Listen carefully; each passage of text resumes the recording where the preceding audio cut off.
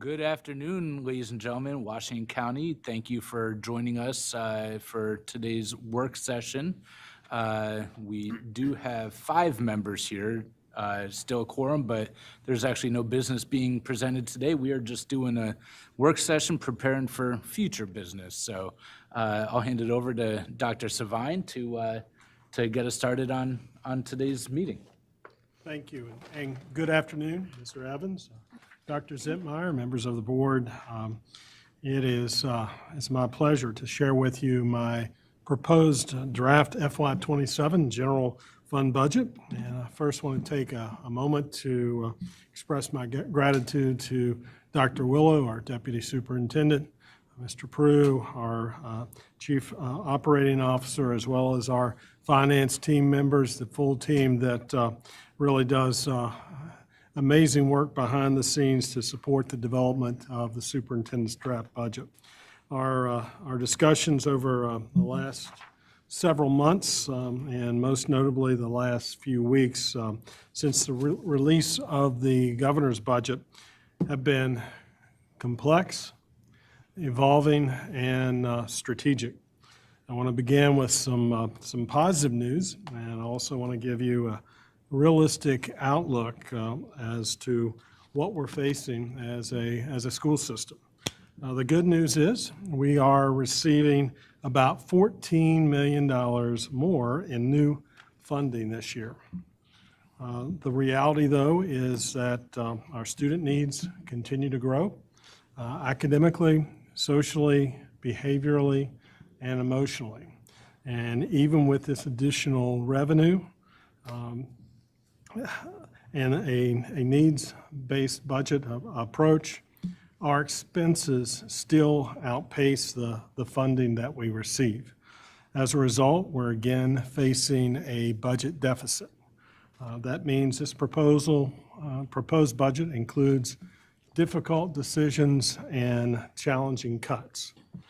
No one takes these choices lightly, but we have the responsibility to maximize our resources for the benefit of our highest priority, our students.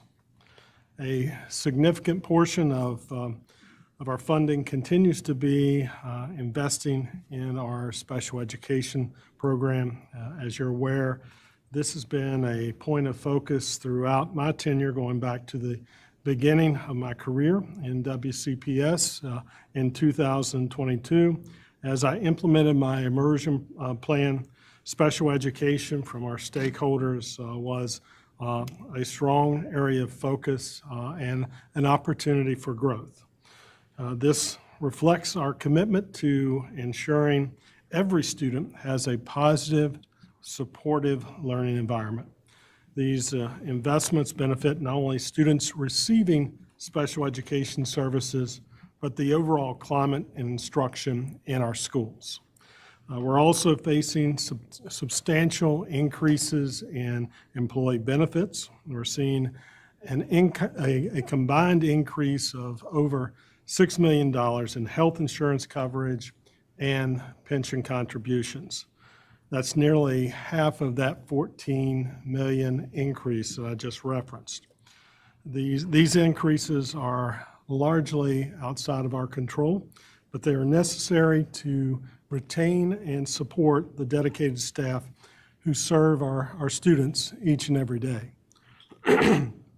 This budget reflects our best effort to balance fiscal responsibility with our commitment to students, staff, and the community. It's not perfect, but it is an honest, thoughtful, and grounded in our strategic plan, priorities, and our core values. As we move to the next slide here, we'll jump right into the numbers. You see on the screen, and this board knows and public knows that the revenue is driven by enrollment changes. So over last year, our overall K-12 enrollment declined by 71 students. Our compensatory education enrollment decreased by 306 students.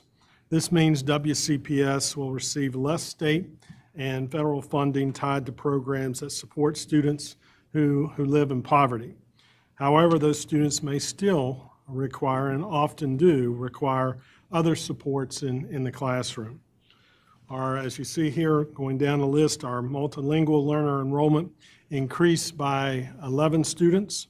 And finally, our special education enrollment increased by 85 students, continuing a multi-year growth trend and increasing service demands. Dr. Svine, just a clarification. On your update, it shows 93 students, so the people that are seeing that may wonder why you said 71.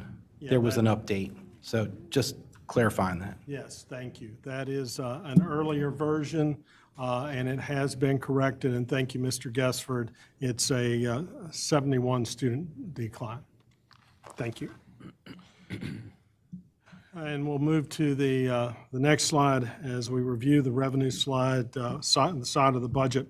It's important to understand how the blueprint funding formula continues to affect the contribution WCPS receives from our county government.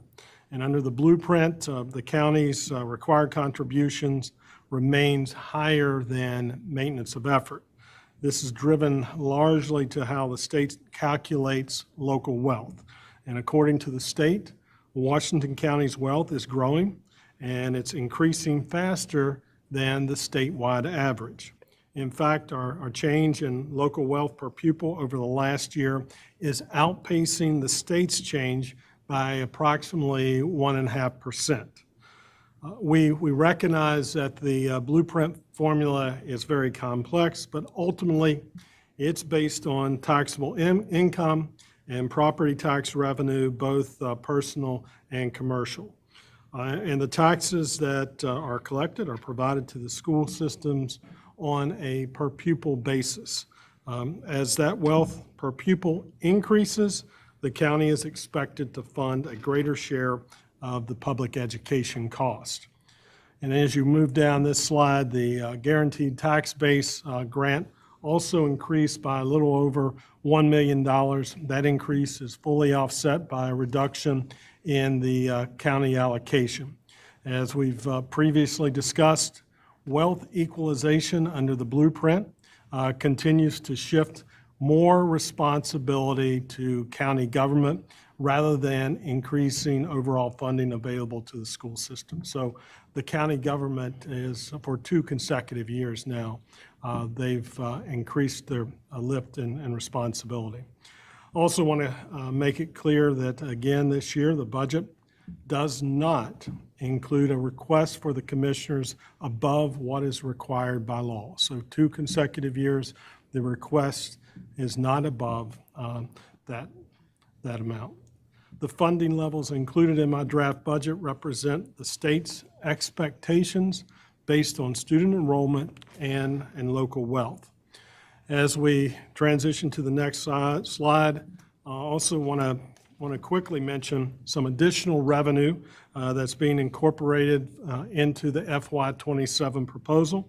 As with each fiscal year, we have some interest income to utilize, and there's also some tuition revenue that is generated when students attend WCPS from outside the county, or they come from other states, and most notably, this occurs at Barbara Ingram School for the Arts. As we go to the next slide together, this is how we account for the additional $14 million in new revenue. Nearly 8.7 new revenue comes from the state, and an almost additional 5.2 million from the county, and 305,000 from other sources. And you see the revenue increase slightly over 14 million on that slide. As we move to the next slide, there are still some factors of this budget that could change as the state finalizes the budget. That will be done later this year, so we have several months to go. But first, the superintendent's budget assumes that the state is going to hold the school systems harmless for compensatory education funding as currently proposed in the governor's proposed budget. You may recall our presentation in December regarding trends in student enrollment and students receiving free and reduced meals. Commonly, we refer to them as our farm counts. The governor's proposed budget calculates compensatory education funding using the previous farm-based student count, but the law now has changed. The governor has based it on the previous formula. If the state uses the new formula at the end of this budget process, our compensatory education funding could be even lower than expected, and could be even as much as a few $1 million. So we're hopeful that that does not occur. Another unknown is the potential shift of pension costs to local governments. While this is not an impact on our budget, I wanted to bring this to the Board of Ed's attention, as it would require an estimated $900,000 in funding from the county. So this is additional requirements from our county commissioners that is not a part of this budget. As you know, Blueprint funding is restricted and must be used for specific purposes. You see some critical categories here. The revenue we receive is tied directly to the state's minimum school funding formula. It must be invested in the defined student need categories and teacher development. In FY27, this includes a little over $1.4 million for pre-K, and as you see here, $283,000 for multilingual students, and $529,000 for the National Board certification through the Career Ladder.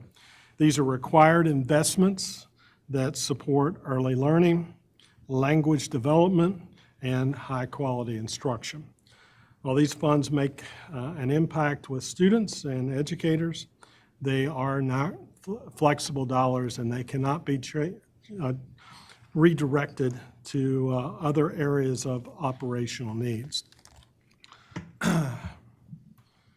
Now let's take a look at new expenditures in this draft budget. And in preparing this, I spent a considerable amount of time reflecting on the board's priorities that you adopted earlier this year, as well as conversations with board leadership over the last couple of weeks in developing this proposed budget.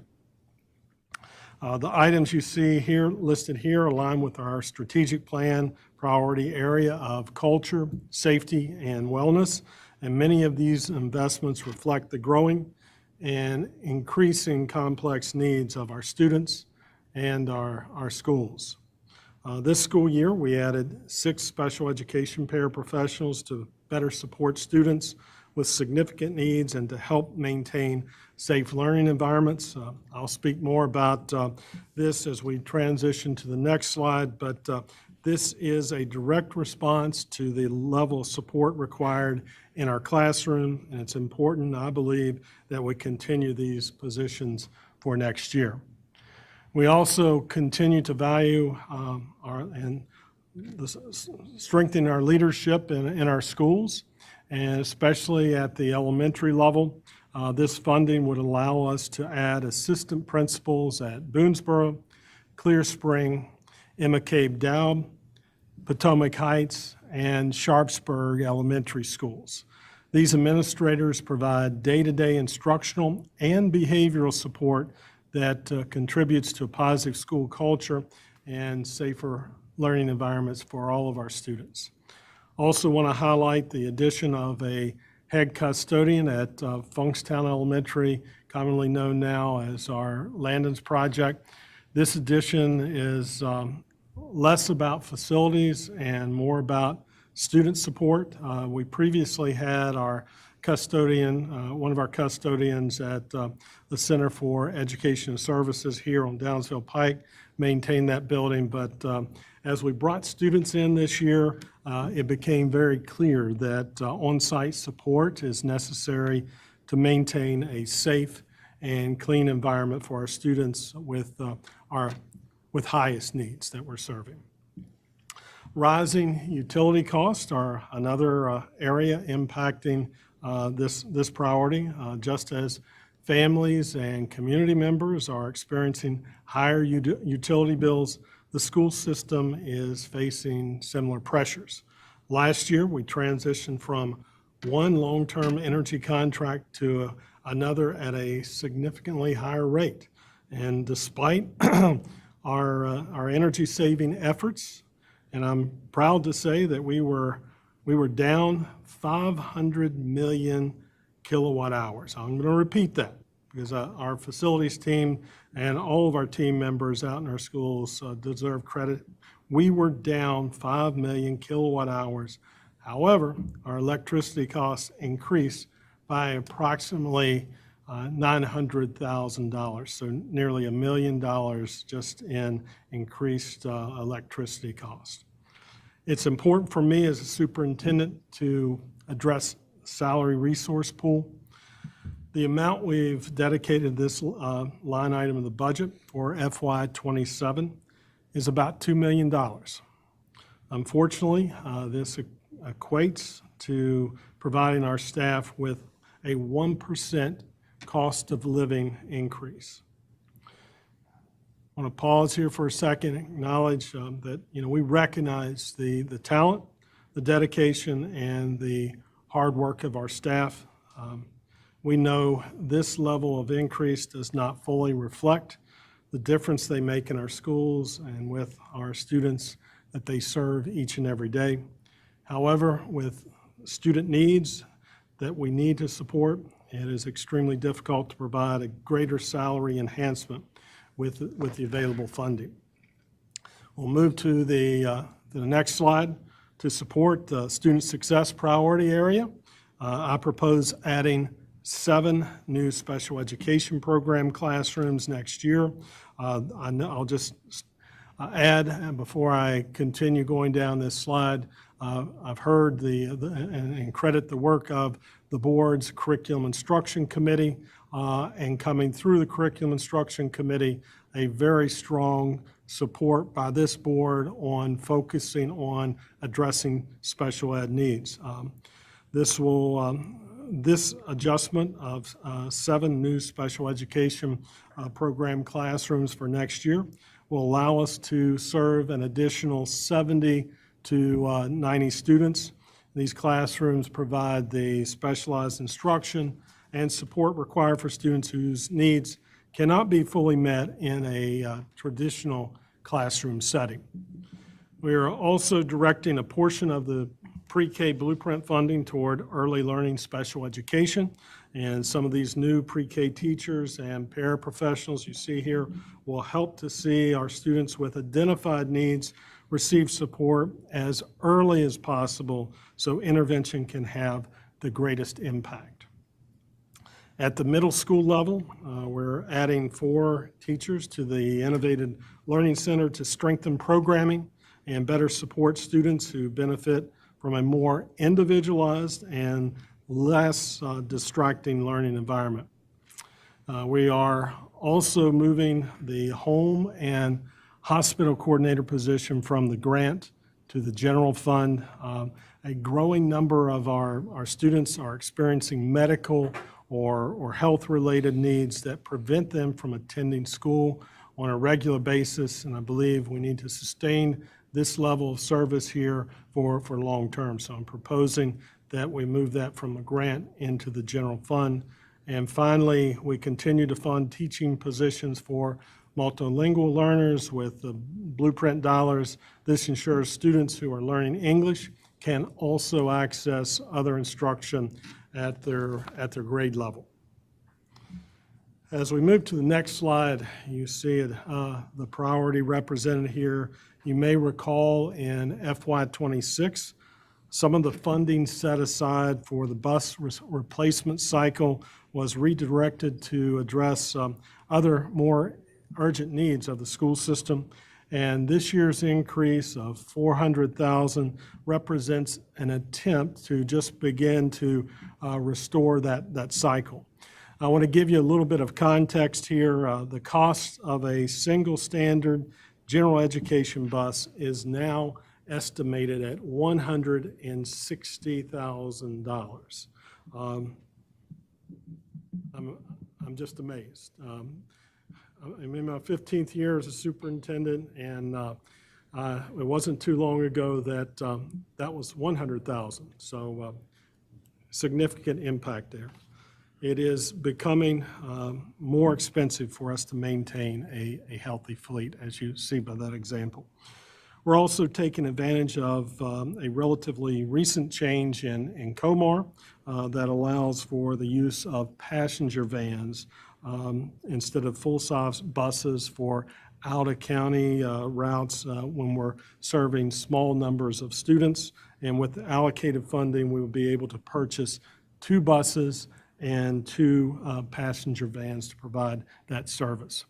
WCPS works with bus contractors to cover all the routes throughout our county and serve all our entire community. Our transportation contracts include annual escalators for maintenance costs, reflecting inflation in parts and materials. And as those costs are going up, certainly the need to address those increases as well. In addition to that, whenever we provide a cost of living adjustment to our staff, those same increases apply to the contracted drivers as well, which further impacts the overall transportation cost. The last priority and the last slide is, as you see here, community engagement. And we have $30,000 here, which represents the cost for our online business to work with our staff and to, on an annual basis, administer the district engagement survey that is also tied to the strategic plan. As we move to the next slide here, I mentioned earlier that there were very difficult and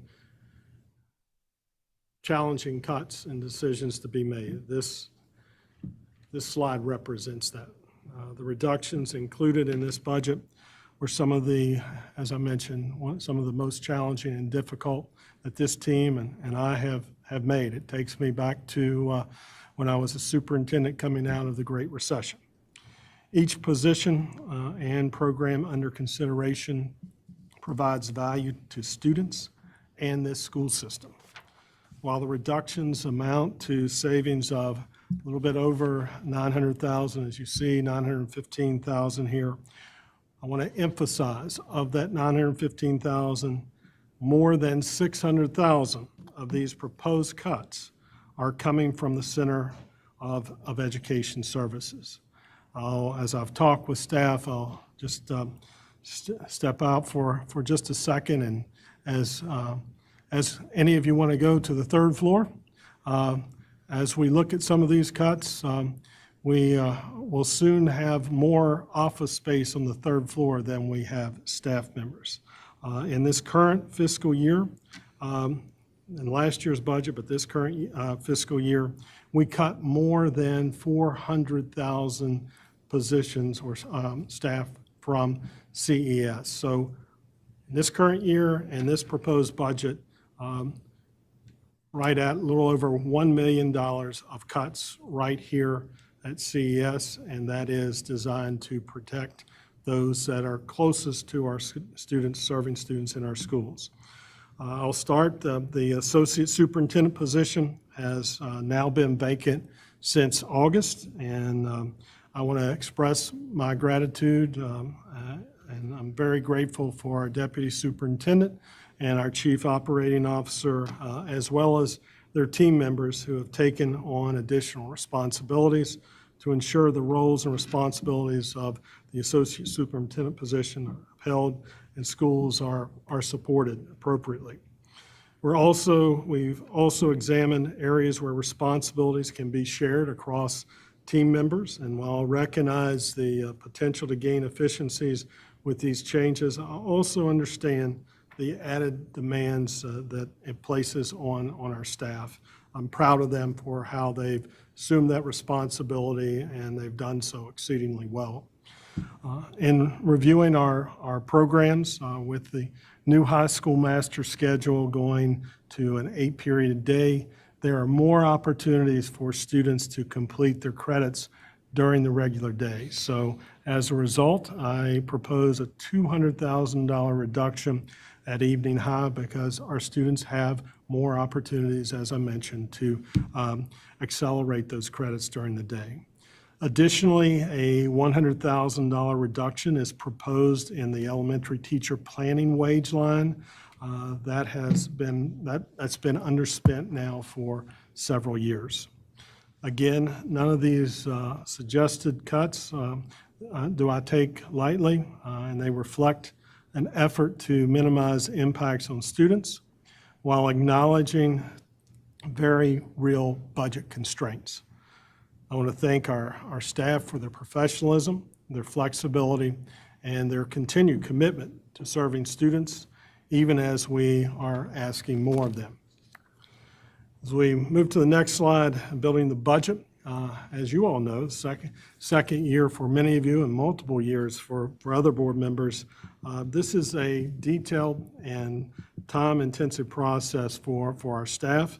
And each fall, I partner with our finance team members and department leaders using input from our school principals to closely examine expenditures and identify ways to use our resources more effectively in support of our students. And through this review, we look for potential savings and we apply standard budgeting practices. And this includes accounting for staff turnover and current salary levels. As a result, we anticipate, you see this on this slide, approximately $2 million in savings for FY27. And as you see this outlay of our strategic plan priorities, you'll see how the draft budget aligns with these priorities and how we're investing in each of those targeted areas. In closing, the superintendent's draft FY27 general fund budget reflects careful work, but also very difficult decisions. I believe the board and I have a shared focus on meeting student needs and honoring our commitments and being responsible with the resources we have, especially with those resources, considering they are limited.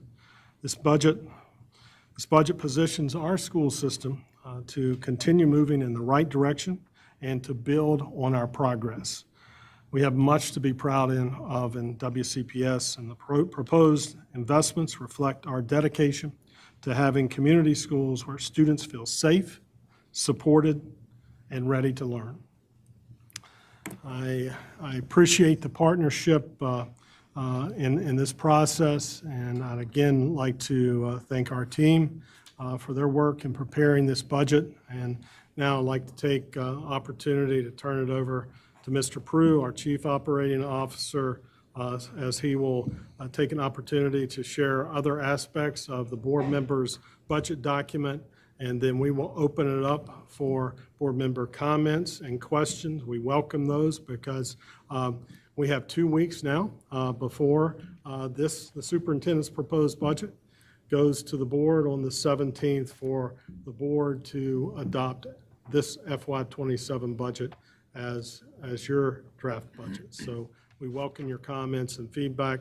Once again, I want to extend my appreciation to the board's leadership for investing many hours over the last couple of weeks as we worked with staff to continue to develop this proposed budget. Mr. Prue. Thank you, Dr. Svine. Good afternoon, board members. As per usual, we've provided 3 documents to you. Of course, you have the PowerPoint we've just reviewed. You have a 3-page summary document, which is the summary of all the changes from FY26 to the draft for 27. And then you have the 40-some page full, complete general fund budget. As you're looking at the documents as a way of reference, the summary sheet is broken into Roman numeral sections. Roman numeral 1, of course, is our revenue section. Roman numeral 2 is the section that is the adjustments to the budget based on the strategic plan initiative areas, and Roman numeral 3 is the budget adjustments by program. If you are looking at a particular line item, all the way to the right of that summary, you also see a page and number. That refers to where that particular line item can be found in the full 40-page general fund budget. So you would look for that page. Then on the right side of that page, there are line numbers next to each of the expense lines. And you can then find that specific item, where you can also then see a history of what's happened to that line item historically by fiscal year for the last several years. And with that, I think I'll turn the floor back over to Mr. Evans. Thank you very much. Does anyone have any questions, comments, concerns?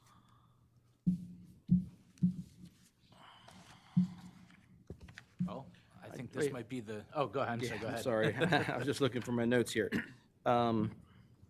So under special education, last year, we had an increase of 85 students, is what we're saying. And this year, we're budgeting for 75 students. Is that what we're? 70. It's an additional 70, and that is anticipated. Dr. Willow or? Yeah, I mean, I pulled some just different numbers. The number of special education students we have currently in this budget based on October numbers turned into the state were 3,040 students. And that is up, what was it, 85? 85 compared to that budget number from next year. But keep in mind, Mr. Gessler, and to those that are listening, that's a one-day number of where we're at. As students enter, as students leave, as students are dismissed from special ed, or students enter into special ed, that number changes throughout the year. It seems that this is an increasing number every year. So are we budgeting enough for that? Should we, are we, I guess I'm saying, are we under budgeting it? Mr. Gessford, you make a good point. It's a good faith effort to, much like with the bus cycle, to invest more, and we prioritize this. To answer your question, looking at multiple years of growth, the need is probably much greater than what is in this proposed budget, but it is a step forward considering all the other needs. But I think it's a fair increase based on discussions this board has had, Curriculum Instruction Committee has had to continue to maybe increase staffing of paraprofessionals and teachers that are serving our most complex students. And I think if I could add, as you also remember, unfortunately, our funding trails our students. So, we're funding for the next year on a student count from the prior year. So when you do have increases, whether it's growth in enrollment or growth in pre-K programs or growth in special ed, you're often trailing that. So I would argue that while this is a significant increase, and probably the most significant increase we've had in special ed staffing, I know in the years I think I've been in my position, I know Dr. Willow has worked closely with Dr. Gravelin and the special ed team to forecast out and plan. So these classrooms are entering into our elementary level where we're seeing the greatest need and where we've seen the greatest growth. And I think Dr. Willow shared with me that while we've seen that level of growth at the elementary level, we're nominal growth at middle school, and we're actually slightly declined at the secondary, at the high school level. So this gives us an opportunity to growth and impact that, what we're seeing at the elementary level, and plan that in future years for other significant growth in our special ed programs. As those students age into middle and high school, we can catch up and we can trail them. Okay. And what was the increase of the healthcare for this year? Did I understand, say 10%. 10%? A little over $5 million. Over $5 million. 10% last year, too. It was 10% for FY26 as well. Okay. Are we doing anything to counterbalance that? I think that's, Are we looking at something? we are. The staff's working at something. I think that's something we have to discuss with the board in closed session.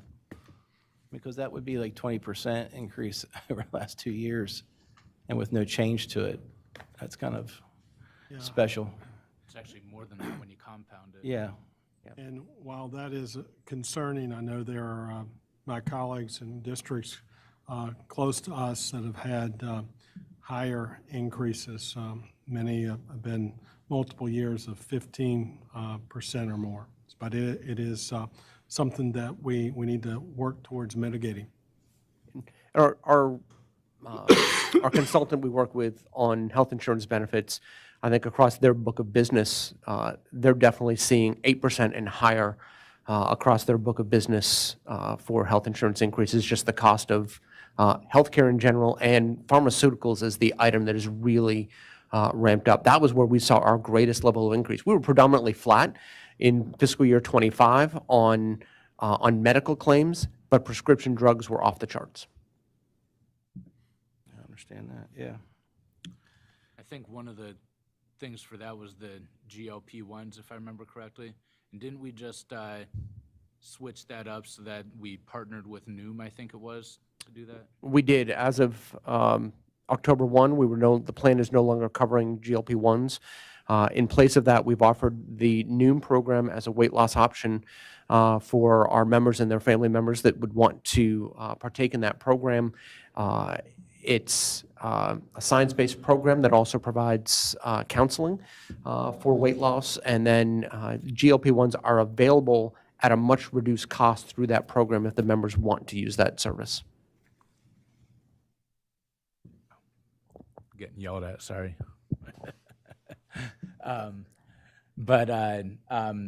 Well, I appreciate that. Did anyone else have any questions? Just Oh, yeah, go ahead. How often do we reevaluate our healthcare companies? We just renewed the contract last spring while we went out to bid. Typically, on healthcare, we run a 3-year contract with 2 one-year renewals. Okay. It's either 2 one-year renewals or 1 2-year renewal.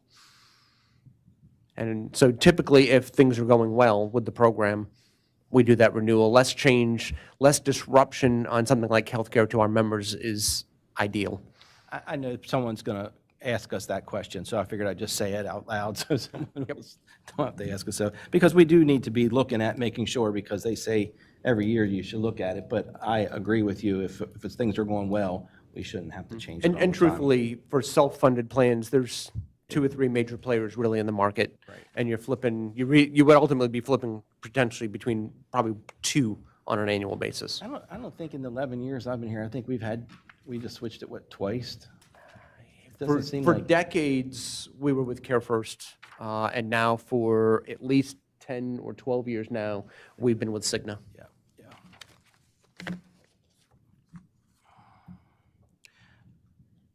Under line 43 on the second page, it says food service transfer to food services, $10,000. What is that?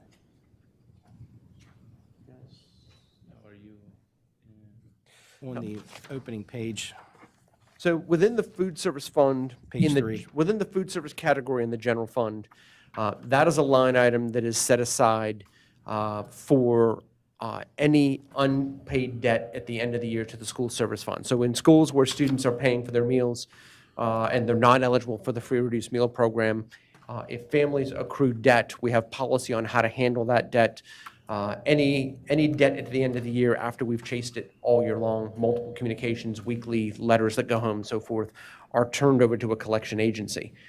By federal code, that debt can't stay on the food service books. Food services can't handle that. It's a non-allowable expense. So the general fund basically buys the debt from the food service fund, and that's what that line item is used for. And then any proceeds that are made then on that collection agency comes back and goes in as probably miscellaneous revenue to the general fund in a subsequent year. Okay. And then the reason I ask that is because I know that they've had a new change of the formula for food, and I know that they're recommending whole milk now. Are we accounting for that type of changes throughout this year? I mean, I think we were at skim milk. I think now we're going to go. I mean, it's got to be a little bit more expensive, and I think there's other things that we're probably going to be looking at. And so, are we kind of looking at the cost of that I know that for this Mr. upcoming year? Emily is on top of the changes that's happening with the Dietary Guidelines for Americans and how that might impact the school meal pattern. That particular budget will come forward to the board most likely in May, and that's where that will be impacted, but not here in the general fund. I was just wondering if that 10,000 was anything, but I understand where that's at now. Okay, thank you. This might not be the smartest question, so I'm very sorry. So on page 28, item 7, it says school resource officers, and I see a decrease in that number. Is that getting rid of one of the positions, or is that just changing the salaries of school resource officers? I think that was switched to grant. Was that switched to grant funded? We moved one of our safety security assistants to a grant, and then we offset that with contracted services for the SRO. The grant that we have, that safety security assistant in, it's a little harder to bill for, and we found it easier to bill for the contracted services than the individual person that was in it, so it's just a So, wash. so you've got a swap. So a safety security assistant that was in the grant is coming to the general fund. An SRO that was in the general fund is going to the grant. Okay. And that's just a sort of right pocket, what we like to call the right pocket, left pocket. Okay, thank you. I'm sorry. Sure, no problem at all. Next For question. clarity's sake, there's no reduction in that That's, area. that's correct. Yeah, we currently, off the top of my head, we have 5 resource officers from the county, and we have 4 currently with the city. Go ahead. No one else. I just have one final question. Dr. Svine, you said under the home and hospital coordinator, that was a grant-funded position, and we're moving that into the general budget. Is there a reason that we couldn't keep it under grant-funded? You could, but looking at the recurring needs and the significance of the needs, the rationale was to get that out of a grant and into the general fund, because I don't see that service going away, and it is a critical need, serving our students that cannot attend school on a regular basis. Mr. Prue, Dr. Willow. The grant actually expires. And you could carry it for a couple of months potentially, but it will not go through next year. That was, I had a question mark that said expire, grant expire, and a question mark. I was just wondering why we wouldn't, so I totally understand that. And I think that's one, we took an opportunity with those grant funds with a real position of need.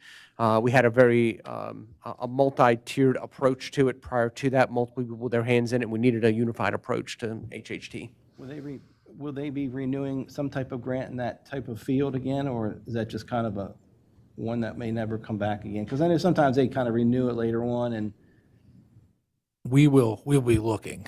This is a Stronger Connections grant that we know is going away, but that doesn't mean that there won't be another opportunity a month or two that we can possibly look at. And if we can do that, we'll certainly do that and adjust accordingly. yeah, it'd be nice not to have to move that over if it's just a couple months of holding on to it, and then we get a new grant to cover that. There were other positions in that grant, unfortunately, that we had to make a difficult decision to not bring to the general fund. So there may be other emerging needs as well. And that's why I hate using grant funds for positions, because then somebody's not gonna, if things are going well, it's not a problem, but when things aren't going well, and right now, things just don't seem like it's going well, and I hate to have somebody lose their job because of it, and that's the unfortunate part of when you use grant-funded, positions.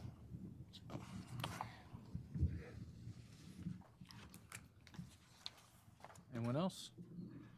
I did have a question on, under the summary of changes, line number 35 on page 2, right at the bottom there, 665,000 for tech support and maintenance. Could you give us an example of some of the, I assume that's an increase in spending, right? It's a movement in the spending. So we historically had that in small computer equipment, and the big things in there are servers and switches. Those are over $10,000 items, so I just had to switch the classification from being small computer equipment to being labeled equipment due to general accounting standards. So as far as the spending goes, it's not much of a change then? No. So you'll actually see 3 lines above that, you'll see a reduction of 480,000. And so as that grouping of technology support and maintenance, you're actually only seeing an increase of 41,000 in that entire group. Okay, I'm just moving things between line items. okay, thank you.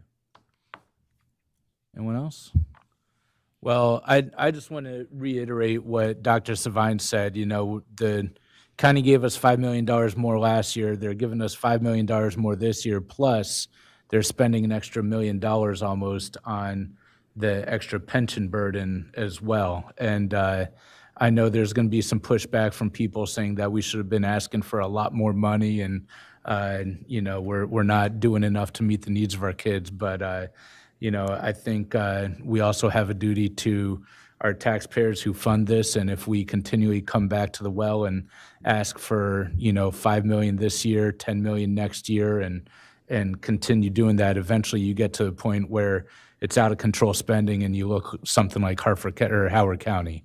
And so I'm appreciative of the hard work staff did and Dr. Savine did to go and work within the means of the minimum amount that we're going to be getting here. It's never easy to do that. Obviously, we'd love to go and give 20% raises across the board, but it's just not feasible to do that. And so, you know, I thank staff for the hard work they put in, and not only the staff that's here in front of us, but I mean the staff that's actually working with the kids every day on a day-to-day basis. We'd love to give them more, and so hopefully we can show our appreciation in other ways through other changes that they're requesting here as well. So, if there's nothing else on the budget, we could move on to, was it kindergarten readiness? Yes. Very good. Thank you. And before we do that, am I correct in assuming that we're not worried about asking for any other changes to this, and this could move forward to the business session in 2 weeks? We have consensus on that? Okay.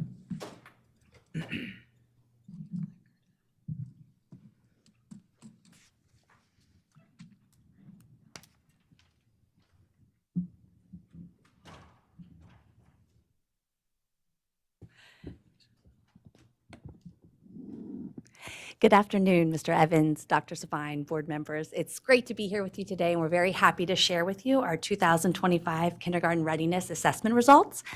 I am Kelly Longerbeam, our coordinator for early learning, and with me today is I am Gina Hoover. I'm the early learning lead teacher. Now, before we really dig into this assessment and the data, I want to make sure that you are aware of some exciting news that this past fall, when we administered the Kindergarten Readiness Assessment, this was a brand new assessment. So we have not administered the KRA since the fall of 2023. So after that administration window, the state took on a task of adopting a new Kindergarten Readiness Assessment, and we had the opportunity to roll this out this past fall. So the Kindergarten Readiness Assessment, often referred to as the KRA, is an assessment that measures an incoming kindergarten student's knowledge, skills, and ability. That assessment kicks off at the beginning of the school year and ends on October 10th. So it really is a true measure of those readiness skills as students enter into kindergarten.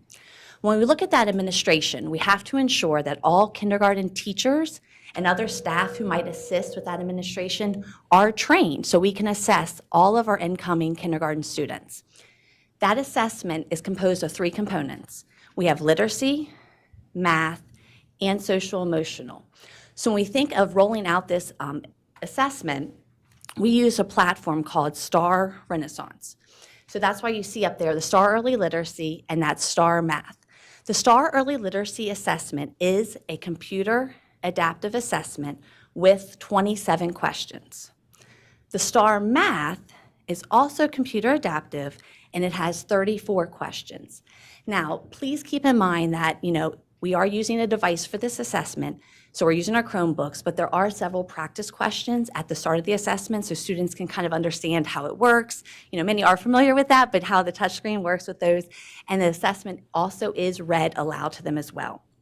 Now, since it is computer adaptive, what that means is as students are responding to the assessment, it's kind of adjusting in real time. So if students are answering those questions correctly, the questions might start getting a little bit harder, a little bit challenging.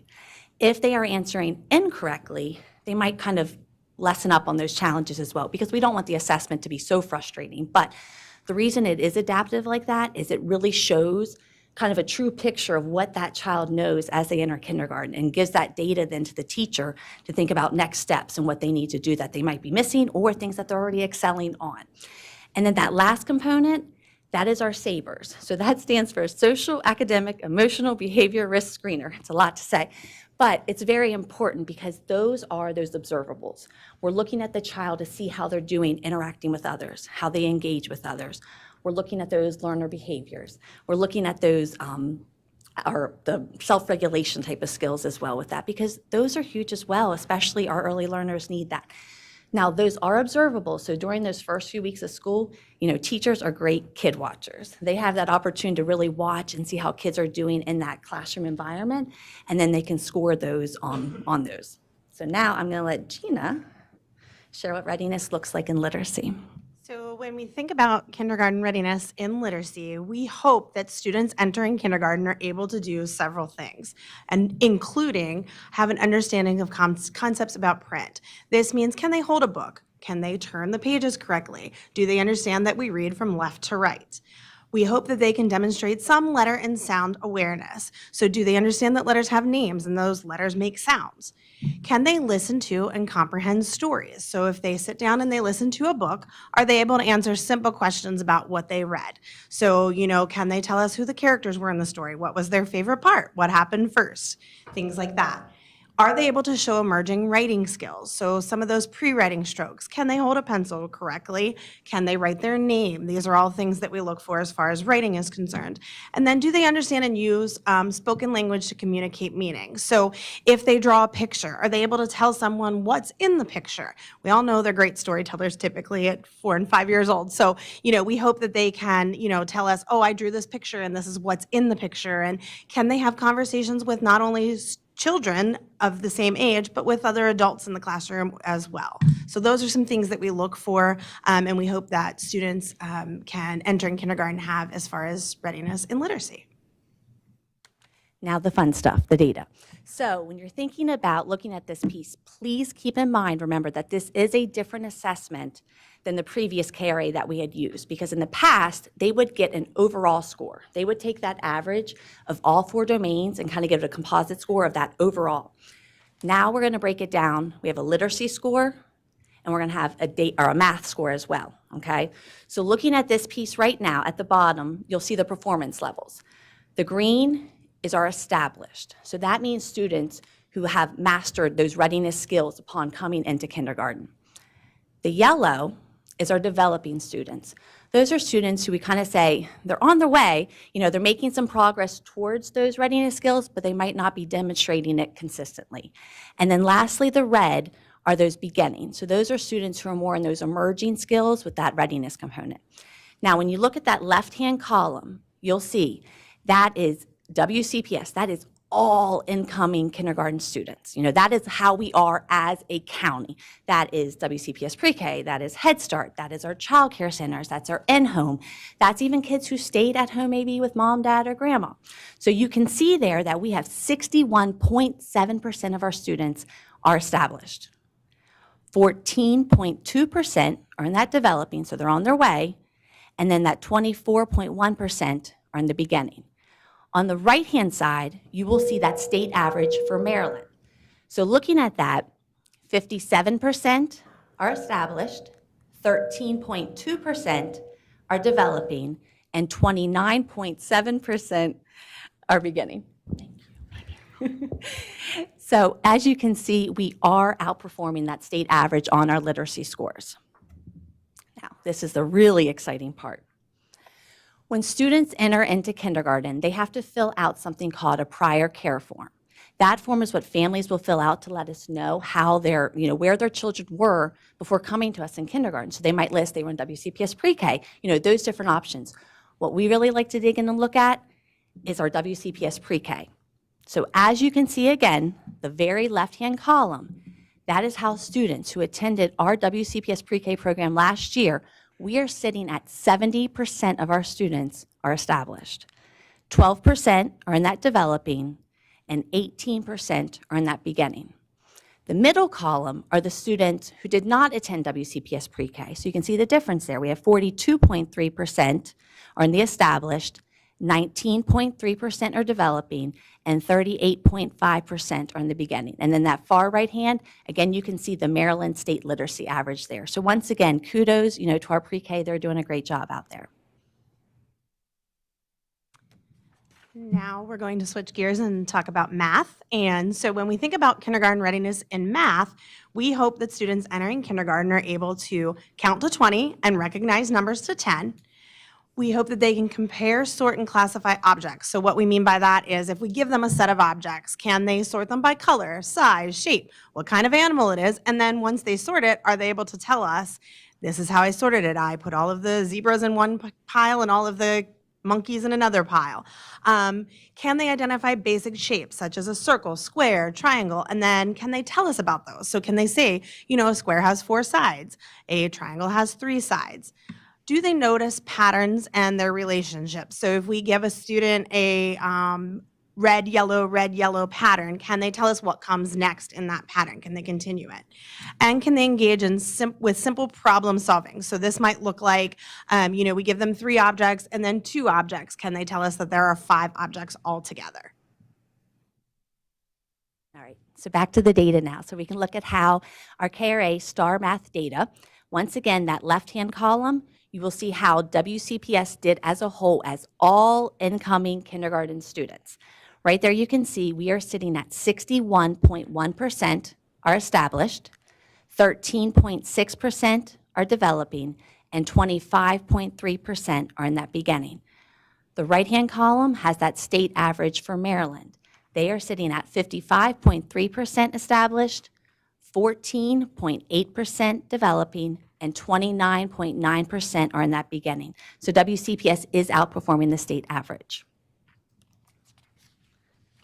Now, once again, we pull out that prior care data because we really want to see how our pre-K students are doing because that is what we have control of. We have the control of our instruction that's happening in our classroom, all of those opportunities and programming that we can provide. So on that left-hand column, you will see for WCPS pre-K math, 67.2% of our students are established, 12.1% are developing, and 20.7% are in that beginning. That middle column, those are the ones who did not come to WCPS pre-K. So for this math data, we have 46.8% are established, 17.1% developing, and 36.1% are in the beginning. And then lastly, you can see that Maryland math average column there to the right. And once again, we're outperforming that state average. And as you all know, Kelly and I are very passionate about pre-K. We love pre-K. We could talk to you all day about pre-K. And so some of the ways that pre-K supports this kindergarten readiness is through our access to our high-quality instructional materials. We provide several opportunities for not only our pre-K teachers, but our pre-K paraprofessionals to attend professional learning. We are very fortunate to collaborate with some of our private providers. We go out and provide professional development for their teachers as much as we can on everything from social emotional learning to the science of reading. And it's just great to have that collaboration and relationship with them. We are very proud to say that all of our elementary schools are published at a level 5 in EXCELS, and all of our pre-K programs are fully accredited in the state of Maryland. And the EXCELS and the accreditation is a process that the state of Maryland uses to look at, are the programs in the state high quality. It's definitely a tedious process at times to go through, but we're very proud to say that all of our pre-Ks are fully accredited and all of our schools are a level 5. And then we also provide several opportunities for family engagement, which, we believe that relationship between the home and school is very important, especially at the pre-K level. And so we provide opportunities for our teachers to be able to go do porch visits at the beginning of the year where they get to take those awesome book libraries to their students. We provide opportunities for conferences where parents and families can come in and kind of learn what's happening in the classroom and how they can continue that learning at home.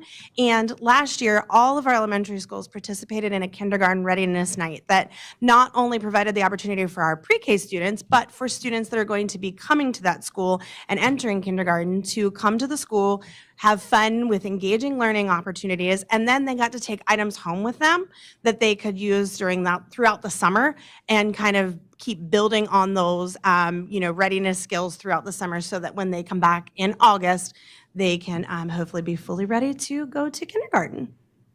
And just like Gina said, we are very passionate about it. And, we want all of our students to enter in kindergarten ready and ready to learn because that just sets them up for later success in life. So thank you. Any questions? I have a question, Sure. Kelly. How many WCPS pre-K students from this data did we have? You're going to test me. I think it's, in that piece of it, probably 1,015, I think it was offhand. And how many non-WCPS? 1,500. So about 490, I think it is.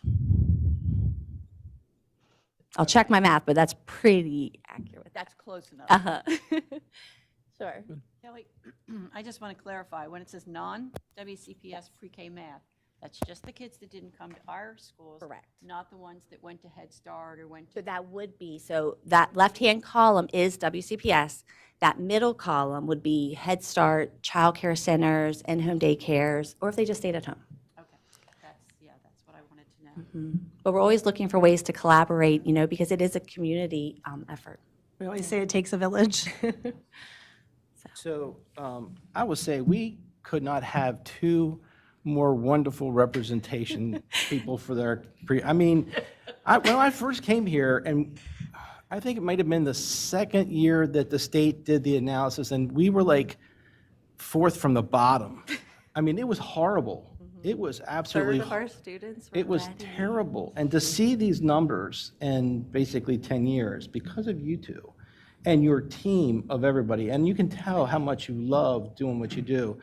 You guys are just killing it. So thank you for us. But these numbers, it's just remarkable to see where we rank, from, basically 10 years ago. We just you Impact we're turned it making on our around. kids. It's important. It Yeah, is. and to see, the family engagement number, like the porch visits, building that relationship, is so important, especially early on. If you can get those kids liking, what they're doing and having fun, that only fills the next 12 years of hopefully coming to school and we get over that truancy. And, so you are building something that I don't think back then we were even thinking that this was going to be in that direction. I think I'm the only one that's here that was there on the board when that, and that was so devastating because everybody looked at us and said, you are horrible people.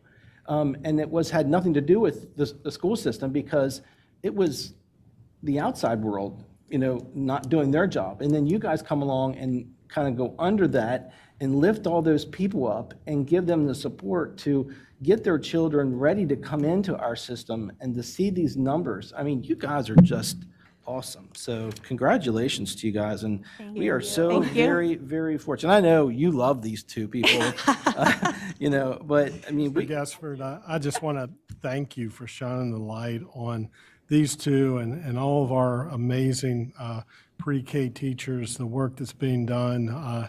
As you mentioned, the level of improvement is quite impressive. It wasn't that long ago that we were at the not desired end of the state, and it was pretty close to the bottom. And prior to this change in the assessment, just a few years ago, or actually in 2023, if I recall correctly, we were at the top of the state, top 4. So this is represented. So thank you. Yep, absolutely. Thank you all. Thank you. I do have a couple questions Oh, too. I'm sorry. Sorry. Of course. I was going to piggyback on that too. Though. I will say your excitement makes me want to go and do a Billy Madison type thing and check out preschool again. So Anytime. I do appreciate that.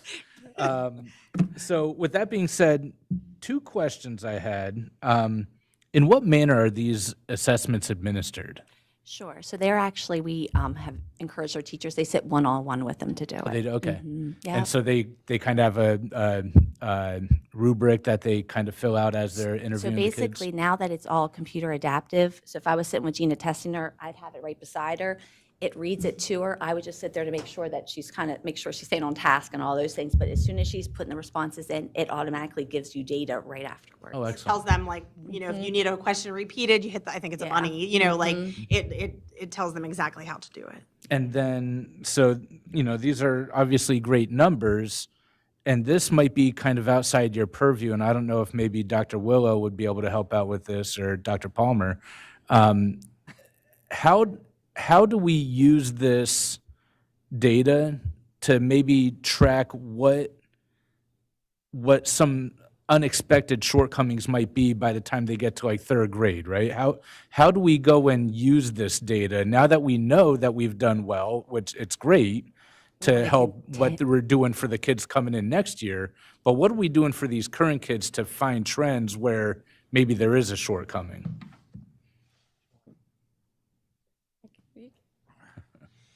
That's an excellent. Can you hear me? Just yell. All right, I'll yell. So the piece that actually Mr. Gesford brought up about kindergarten readiness a couple of years ago, those students are currently in middle school. Like, we track it by cohort, and this third grade group is our first group where we've had success in kindergarten readiness, like where pre-K has actually. So we're excited to see what that potentially means for MCAP, meaning that we have the kindergarten assessment. We have local assessment results that tell us first and second grade how they're doing, but the first state assessment after kindergarten readiness is really the MCAP assessment in third grade for both ELA and math. So what we do for when we get data like this, it's great to celebrate the data, but what's most important is to actually get into the standards and determine where are our students excelling and what area are our students not making progress. And truthfully, that starts in kindergarten when we look at those standards. And all right, if we see 60% of our students struggled with a concept, then we backwards map, how did we cover that in pre-K, right? And then how do we also ensure that we're catching up for that in kindergarten? But what I'm most excited about is to actually look at third grade. Last year's third grade, this year's fourth grade, obviously, was number 10 in the state. So we had started to see, and when we look at that third grade data from MCAP, it's the highest that we performed ever in literacy. So, but this third grade group was top 5. So again, better prepared as we've learned. And so, but to see your question, that's how we want to see what's the impact over time. And I think that'll be exciting as we continue to build. And this new assessment gives us new opportunities to look at the data and to better understand our successes. But I would also add, we need to do more with our community. This is a community readiness. While it's great that WCPS pre-K students are excelling, how do we make sure our parents know the skill sets that we want our students to have when they come into kindergarten, regardless of whether you come to a WCPS pre-K? Are we using our community school managers to facilitate that discussion? Yes, but I will also say it's the work of our Judy centers that are probably leading that, and strategically where we've used those grant dollars to put Judy centers. When we look at kindergarten readiness and we just break it down further, our biggest challenge is still working with high needs communities in downtown Hagerstown.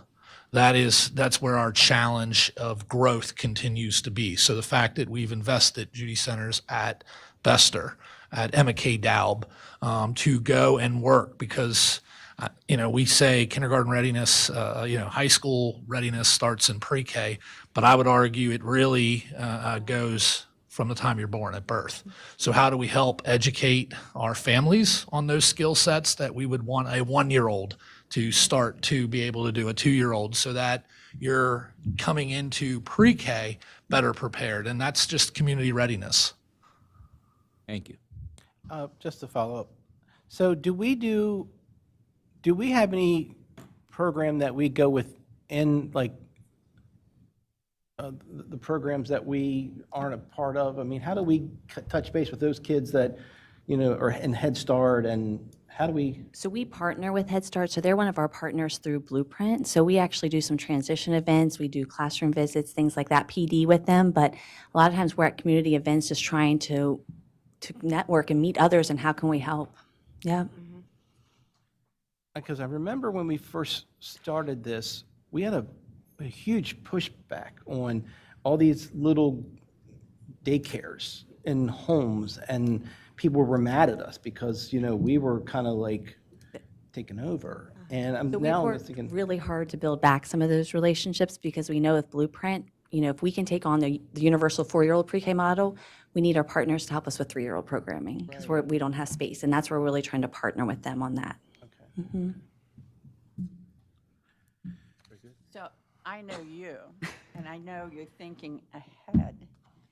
You have anything besides the list of what you're doing that you can give us a sneak preview to raise We always have those? ideas. There's a few ideas rolling around, so we'll get back to you on that. Okay. Usually one of us will be like, we have an idea, I have an idea, and she'll say, I have an idea, so yeah. We're already thinking We're through already some thinking. fun things. So stay tuned. Always thinking, you're always thinking. We are. That's it. All right. All right. Well, Thank thank you, ladies. You're We welcome. really appreciate your hard work, and come back. We're always happy to have you come back, so thank you. Thank you very much. yeah, thank you. So now we could go on to our inclement weather policy, virtual plan, not policy. It's always exciting having to follow those two and also talking inclement weather. So I will do my best. A couple things that I probably want to point out. This whole concept of what to do with inclement weather days all begins with your calendar and how you plan. Some districts start earlier. They'll come back in August and they try to build in longer vacations that they can take for, over the holiday break, spring break, and they try to make up days that way. Nothing wrong with that, right? But that's one way of how you make up days. Our calendar is built a little differently. We do not take extended breaks typically. Spring break's very short. Our holiday break is usually very short. We add days on to the end of the calendar. Historically, that's how our calendars have been built. So this year's calendar, 25-26, has 6 snow days built in. You have used 5 so far. And so that's important because anything I'm about to talk about, by Maryland statute, we can't consider having a virtual snow day, we'll talk about that, until we exhaust our calendar days. This isn't replacing, there was a lot of excitement for this presentation, I think, ahead of time. This isn't replacing snow days. What we're going to talk about today is what happens when we exhaust snow days.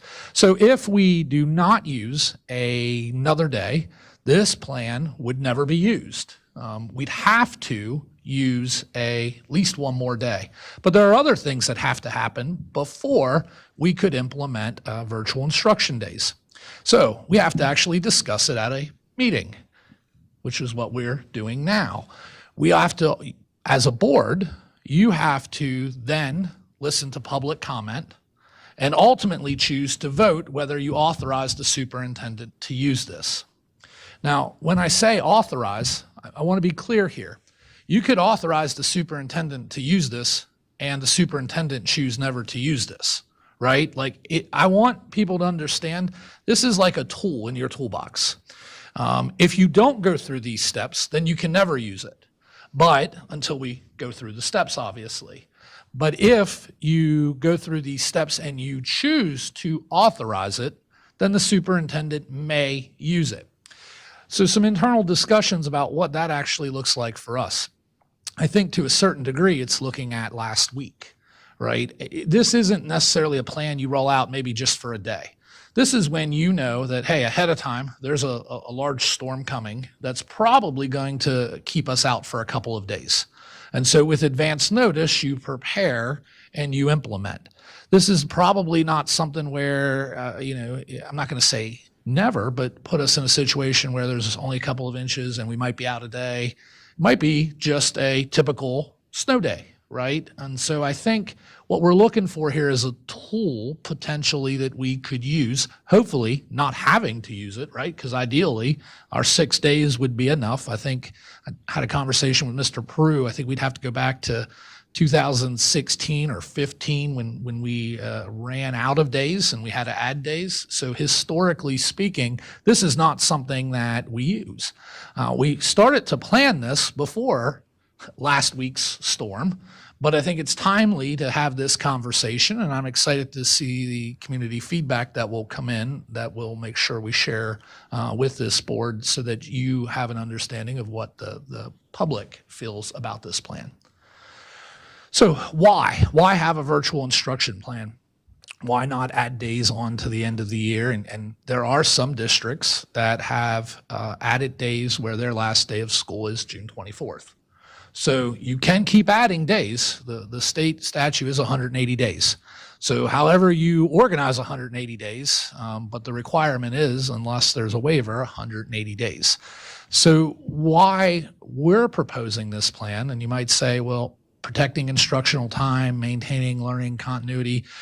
Dr. Willow, I thought, virtual doesn't work as well as in person. Well, that's true. In-person learning is still the preferred method for most students, right? But I will also tell you that when you're out of school for a week or 4 days, and you've lost that instructional time, it has impact.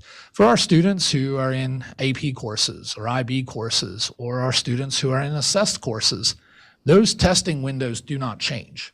So when we add days on to June, but the assessments are still in May, our students still have to be prepared. And so there is something about the idea of continuity, making sure that our students still have access to learning.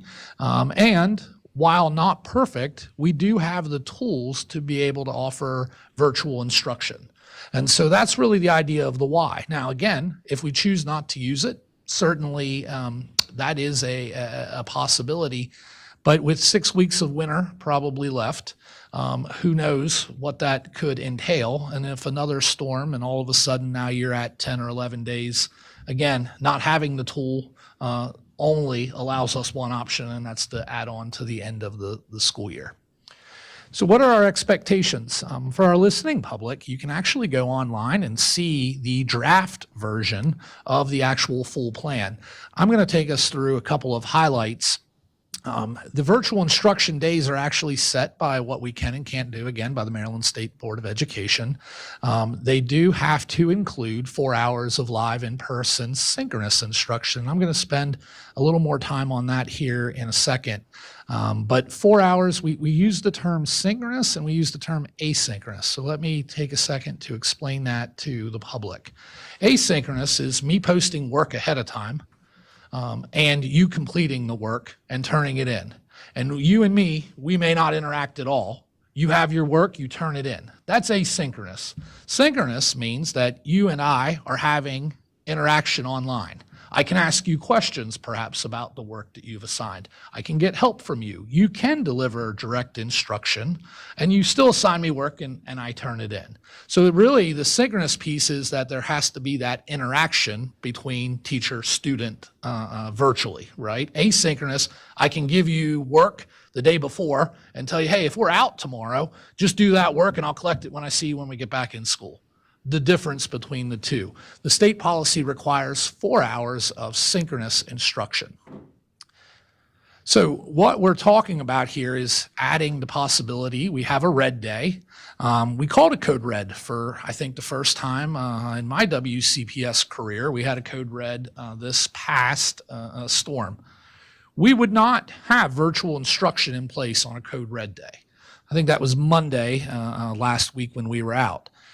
But we could have an orange virtual day. And those would be days of, again, if we were looking at last week, it would have been the possibility of Tuesday, Wednesday, and Thursday potentially where we looked at implementing this plan. Now, what's different is with this, while we would have schools potentially available on those orange days for staff to come in and work virtually, they also have the ability to work from home. So our teachers, our counselors, our ESP staff have that ability, and I'll get into a little bit more. I have a slide coming up on that. So what are our student responsibilities? Follow expectations for behavior, digital citizenship. Assume that there's 4 hours of instruction from 9 to 1:15.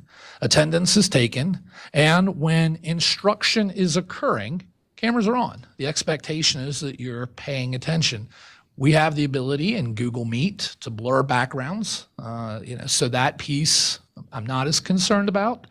But we expect that students to not just be there with a blank screen, whether we know if they're listening or not. If we're going to mark them present, the expectation is that the camera is on, that they participate online and work with staff if internet is not available. And so there is, when we ask students, when they're enrolling, they fill out their information form, we do track internet, so we know what that potentially looks like. And so when internet is not available, students have the ability upon school to make up the work and have that be coded as a non-absence day. The teacher responsibilities: work remotely from home or an approved alternate location, provide 4 hours of live synchronous instruction, use Google Meet, which is our county platform for online learning, along with Google Classroom. So I want to talk about what synchronous instruction means, because it's going to be very different between pre-K and high school. Right? High school, I'm going to see my teachers. It'll change as my schedule changes. It's actually set up for middle and high school to be an A-day, B-day, where I have 4 classes one day, 4 classes the other day. So I'm not trying in 4 hours to race through 8 classes. But for the elementary group, what does that look like to have a 4-year-old online for 4 hours? That seems pretty excessive.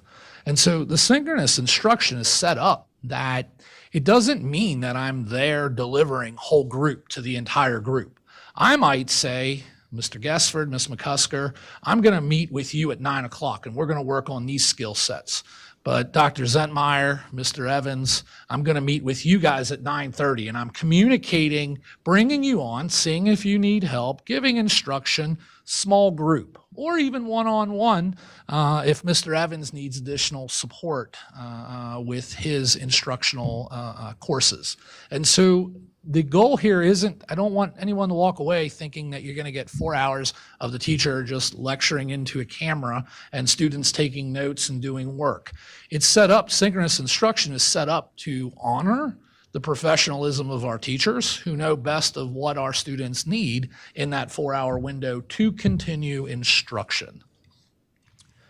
And then our ESP staff, paraprofessionals, tutors, other instructional staff will be able to join instructionally remotely, again, provided that they have internet access. For our staff that do not have internet access, again, our buildings would be available. It's actually set up too where if, let's say, you live further away from your place of employment. So for example, I live in Clear Spring, but I teach at Smithsburg. You could go to the Clear Spring school and access internet there and wouldn't have to drive all the way to Smithsburg, right? Again, so the idea is that there's proximity. What is the closest school if you don't have internet available? All options still remain. Staff could still use sick leave or other days as negotiated in our agreements. ESP staff, we still need our administrative assistants answering phone calls. All of that now through the Ring app can still be done from a remote location. We still need people taking attendance. Really, the groups here that would not be working on a day where we would call this is going to be your transportation, your bus drivers, and your food nutrition services, because the reality is that becomes more challenging. They would still have the opportunity to make up the days at the end of the year or take the leave that some of them do on any other day, like that when we call a snow day. So next steps. I want to thank our communications team. This plan is on our website. There is a QR code that will take you to a survey. We are asking for community feedback on this. The survey closes, and I'm going to get my date, I didn't write it down, next Thursday, so that we can pull it down and have all that information available for the Friday packet. And then if the board chooses to move forward with this, we have to vote in our next public meeting and authorize the superintendent to use this. There are across the state some, I think Garrett used this a couple days last week. They have 3 days built into their calendar, so they were able to access it quicker than others. Some districts have chosen not to do this, and that's okay. The idea is that we have to have this conversation, because if we want to put this tool in the box as a possibility, these are the steps that we need to go through. And so I'm actually glad that we had the opportunity to present this at the work session and also hear community feedback. I think that is an awesome opportunity. Dr. Willa, you mentioned some school districts do not have this option. I'm aware of at least one, probably others, and talking with the superintendent at St. Mary's, I believe they're no longer one-to-one through the district, so this is not an option for a district that does not have a one-to-one Chromebook initiative, correct? Yes, it would be far more challenging, although I think it's important that, in pre-K and kindergarten, we're not one-to-one, we're a CART, but we also recognize that even when we ask, we're very blessed that many of our community, while we will send home laptops to those that need them, not every student needs a laptop. Many of our parents share, hey, I've got something at my house that works, but we'll make sure that we have the necessary equipment for pre-K and kindergarten. But you are absolutely correct, Dr. Svine. If we were not one-to-one in elementary school, this would not be possible. We would not have enough devices to support all those grade levels. I have a couple questions. Okay. So I'm assuming that you'll work with students who don't have the internet. I'm assuming this would also cover those who lose power, because that's a very real possibility with storms. Absolutely. So in the event that there's a power loss, in the event that a student can't access instruction, perhaps, I know we have in some parts of our county satellite internet, and then that may be more, or maybe less reliable in certain instances. So the the procedures, I should say, that are outlined in here allow a student 2 days to make up any missing work without penalty. We're not here to punish students that can't access instruction due to technology failures or electrical failures. And then I know you said that there might be chance that a teacher or paraprofessional are out sick or, take a vacation day.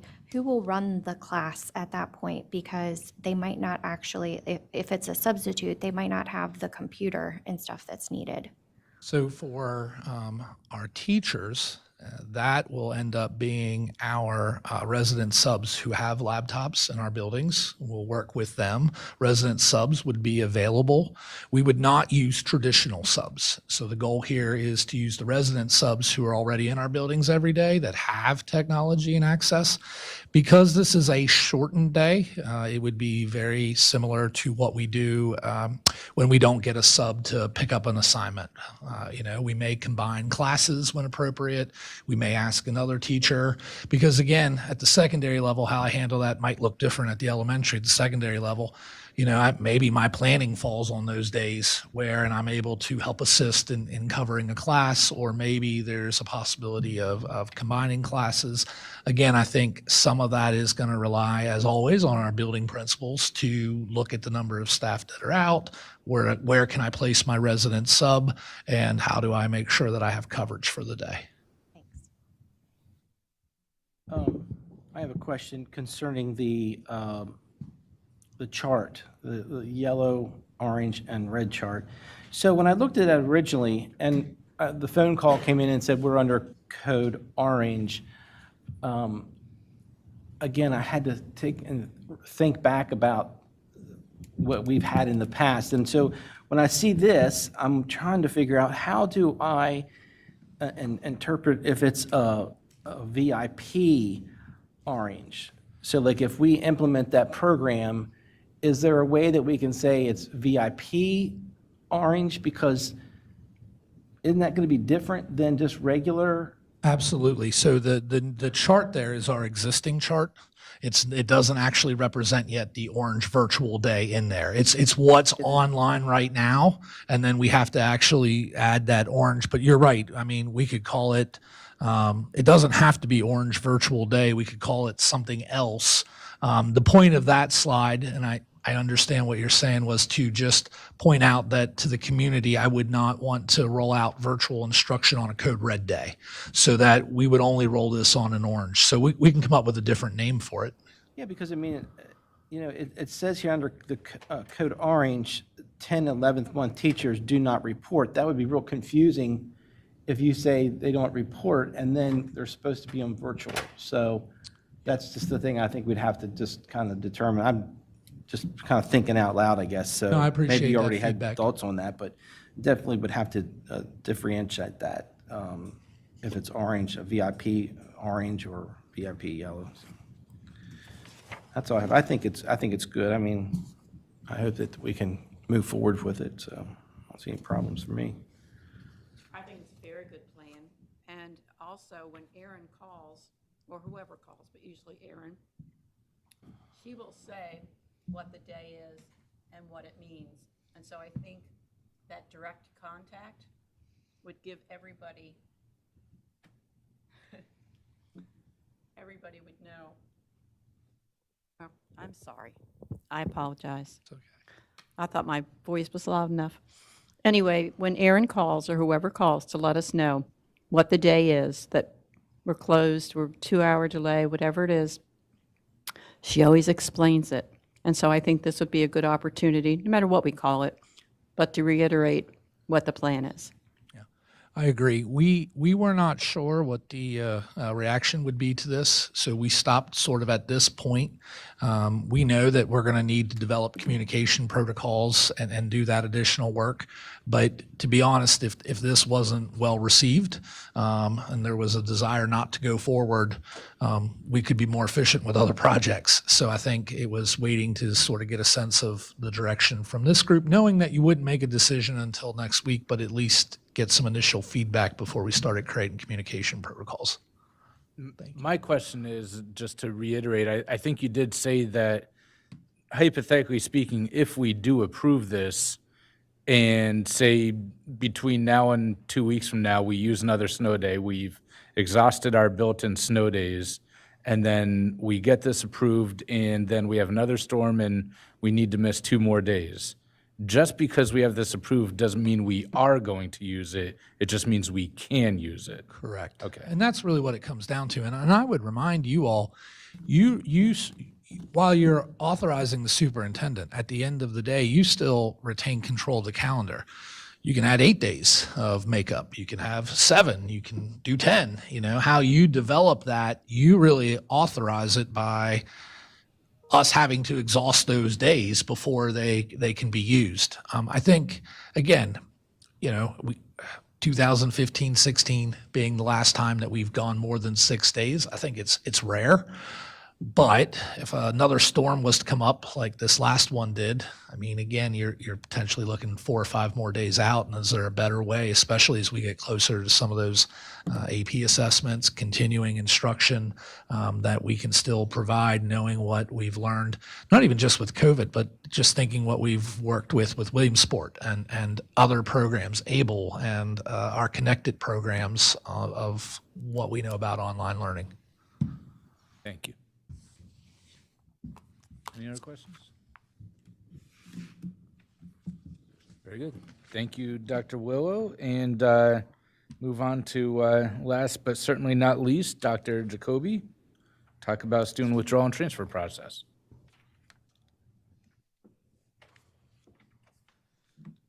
All right. Good afternoon, Mr. Evans, Dr. Sovine, and members of the board. I was asked to share some information regarding student withdrawal and transfer process, perhaps to kind of demystify it a little bit. So the topics I wanted to go over here this afternoon is a brief discussion about the instructions that are actually found in the Maryland Student Record System Manual. So that manual was last updated in 2020. And typically, the state updates it every 5 years, so they know that it's up for the need for revision. And when they do that, they include other district positions such as mine to do the revisions to the manual. But that's a manual that all 24 local school systems follow, the instructions that are in the manual, not only for enrollment, but also for attendance and discipline. The second thing that I'd like to talk about this afternoon is what our interpretation and our procedures are that we follow when we have a student that does withdraw from the school system. And then the last thing I'd like to share this afternoon is just a snapshot of current year withdrawal, specifically a W50 data. So that'll be from July 1st through, I think it's January 15th is what I've included in the presentation. So in the state manual, the first thing to make just clear that there's only 3 ways that a student can exit public school. So they can exit by what we call a completer, which means they actually earn their high school diploma, or they earn their certificate of program completion. And obviously, that's our ultimate goal, is to make sure that we have as many students with a completer as possible when they exit from the school system. The second category are transfers. So as you are aware, we have students that are, pretty much every day, we have a student that transfers to another school within our district, or to another school in Maryland, or to another school in a state, to a different state, or even out of the country. So we do have transfers that are occurring every day within our school system. And in order for the registrars at the schools to put in a transfer code, we actually have to have a records request from the receiving school. So typically, in the past, the records request would be as simple as a fax that the family showed up for an enrollment, please send records. And once we have that, then the registrar at the school gets the records together and sends those either electronically or by paper, depending on the school that the student's enrolling in. There are times that we are aware that a student is transferring and we never get a records request. So that does happen. It doesn't happen that often. But we do have situations that do occur where we know a student transferred somewhere else in Maryland. More frequently, it's probably out of state.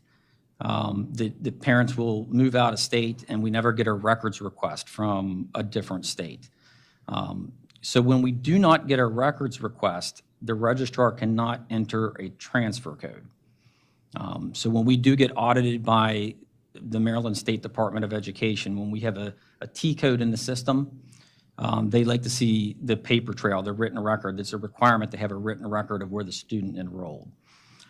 The only exception to that is if we don't get an actual records request, but we have communication with an administrator at the receiving school, if we, on our end, document the communication that the student is enrolling, and we put that documentation in the cumulative file, then we can use the transfer code.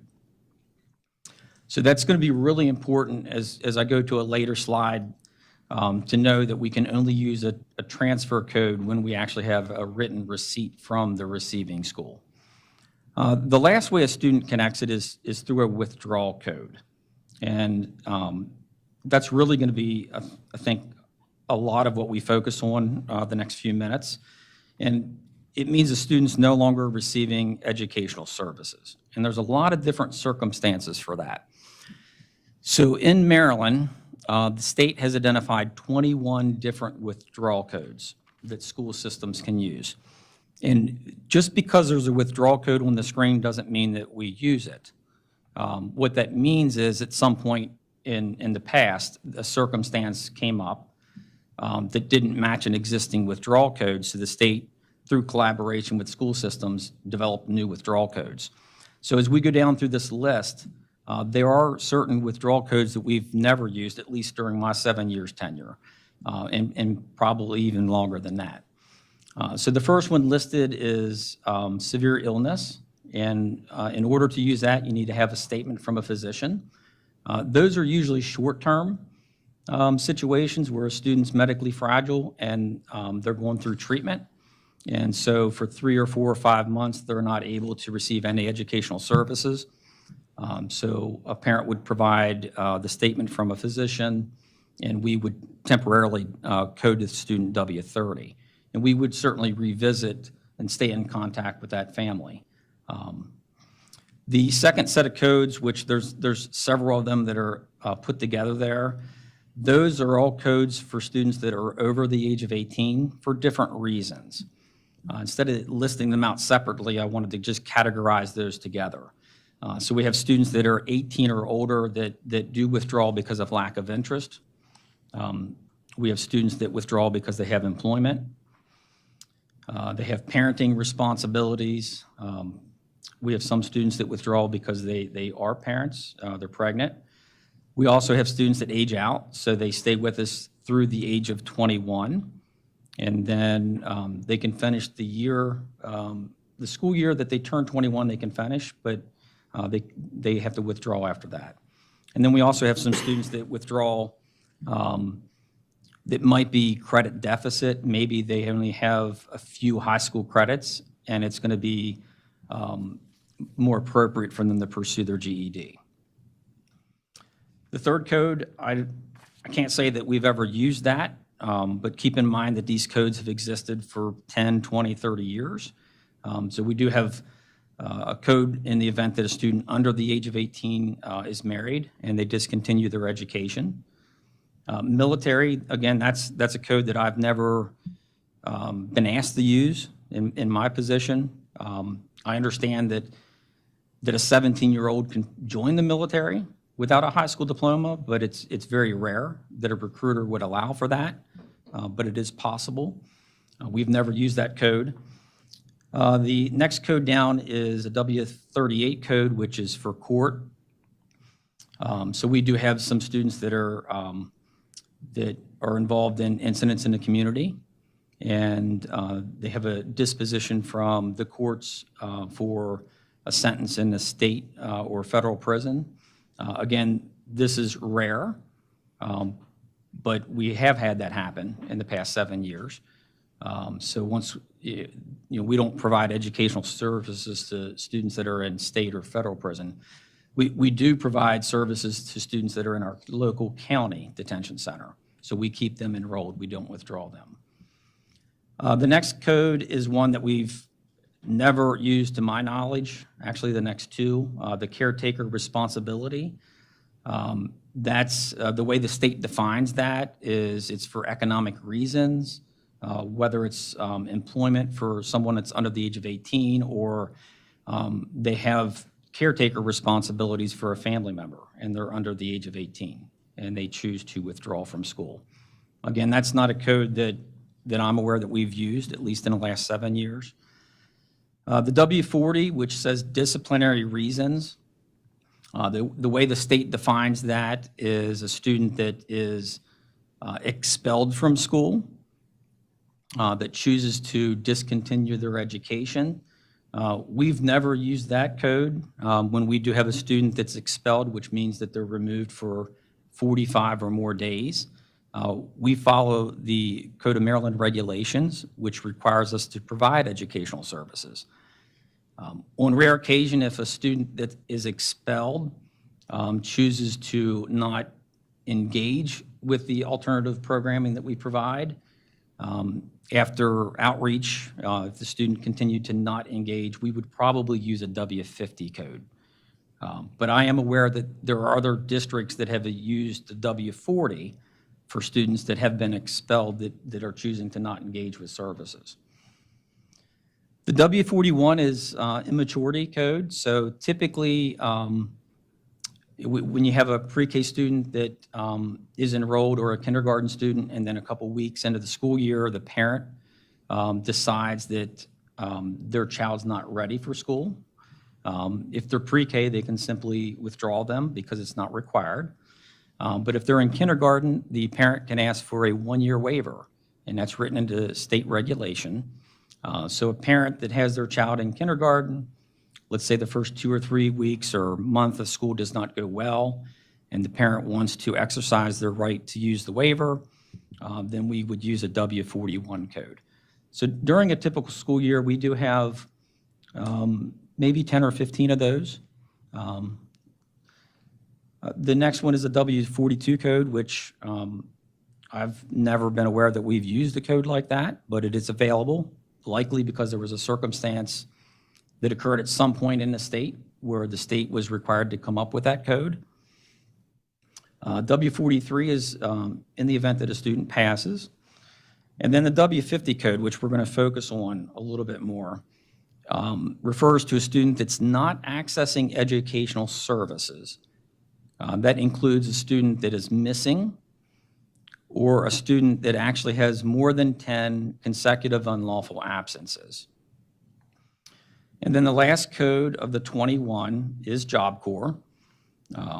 We have had a few students that are over the age of 16 but not quite 18 that have enrolled in Job Corps programs over the past 10, 15 years.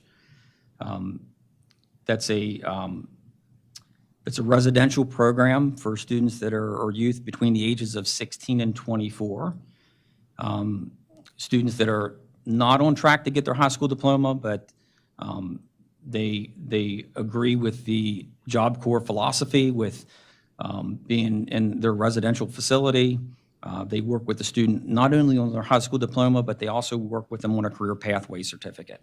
And they have, if you do a search on Job Corps, they have about 15 different pathways that students can explore. So from time to time, we'll have a student that is 16 or 17 years old, credit deficit, not too many credits. Maybe they have 4 or 5 credits, and they choose to enter into a Job Corps program. To my knowledge, there's 2 of those in Maryland. They're down close to Baltimore, but we've also had students that took advantage of the one that's located in Harpers Ferry. So focusing specifically to the state definition of a W-50, it's any student not accessing services at another school or program. It includes those whose whereabouts are unknown or whose whereabouts are known, but they're not in school or in an educational program. And then also in the Maryland Student Record System Manual, the consecutive absence statement that's written below. There are instructions in the manual that for a student that has more than 10 consecutive unlawful absences, the student should be exited with a code W-50.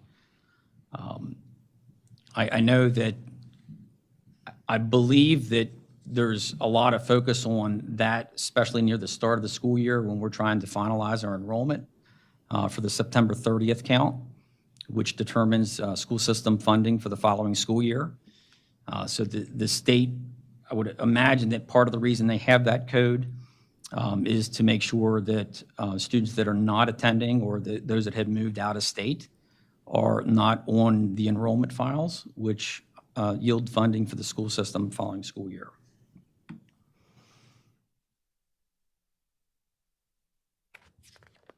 So switching it up to our procedures. So what are the circumstances under which one of our schools may request a W-50? The parent or legal guardian may have confirmed with us that they moved out of state, but we did not receive a records request. We also have parents that move out of state, and the reason we don't get a records request is because they choose to homeschool. So we would not get one from the out-of-state school. Second reason would be the parent confirms with us that they left the country. Sometimes this is a permanent move out of country. We do get a lot of requests for parents that leave the country with their children for 3, 4, 5 weeks and that they do not return. So when they don't return or we don't get a records request, then we may use a W-50 for those circumstances. Less frequently, every once in a while, we'll have a student that the parent confirms with us that they moved to another district in Maryland, but we don't get a records request after a few weeks. And with attempts to call the school and try to get the records request, we don't receive communication of that. So that doesn't happen that often, but it does happen from time to time. The last circumstance would be when parents confirm with us that their child is missing or that they've reported their child missing. We would use a W-50 code for that. The second category, just kind of referencing back to the previous slide, deals mostly with student refusals, which is really a middle and high school concern. We don't have that issue at the elementary level. And also students with more than 10 consecutive unlawful absences. And these are circumstances where, so a student's missed 10 or 12 or 15 days consecutively, our staff has reached out to the parent, they've reached out to the student, we can't get a hold of the parent, we're not able to get a hold of the student. We've reached out to emergency contacts, and we can't get a hold of anyone. Or, you know, sometimes we make home visits on these students. Sometimes we include the school resource officers, and the outcome of that home visit yields a vacated residence. There's no forwarding address that's provided.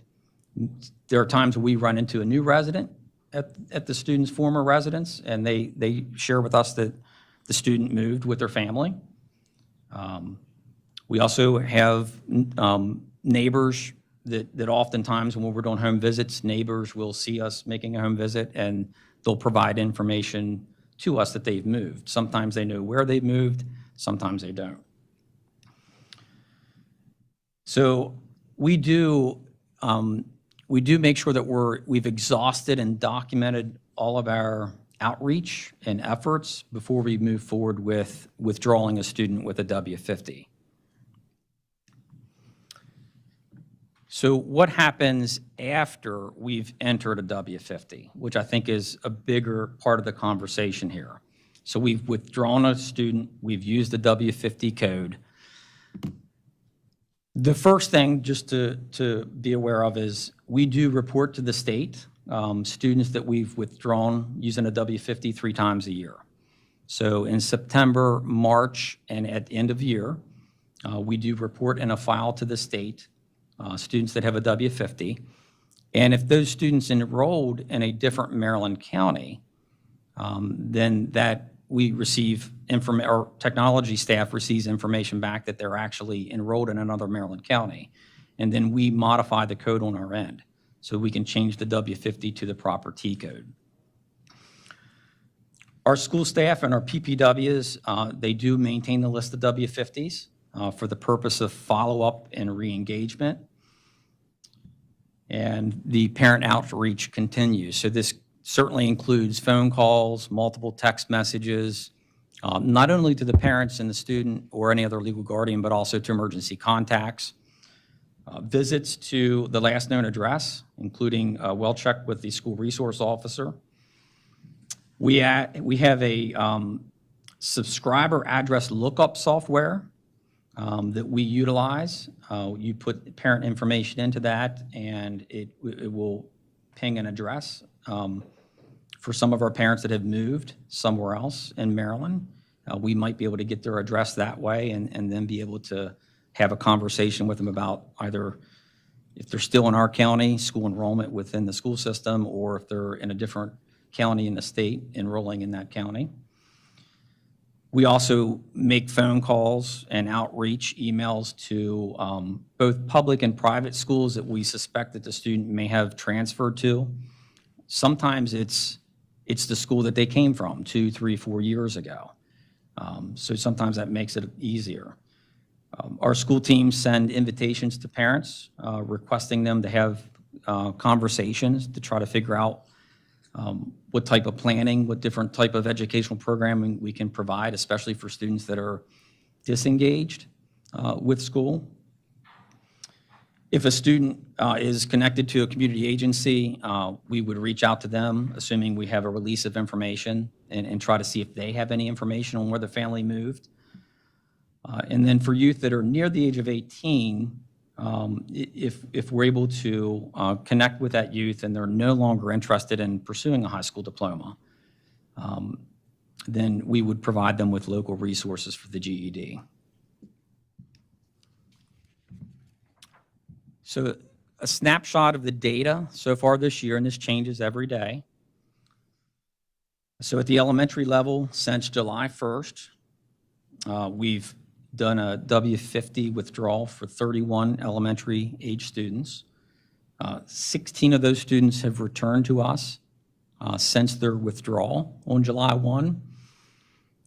8 of the parents have confirmed with us that they moved out of state, but we did not receive that records request that I talked with you about a few minutes ago. 5 of the parents of elementary students confirmed with us that they moved out of country, back to their home country, and we never got a records request. We had 2 parents that have confirmed with us that they moved somewhere else in Maryland.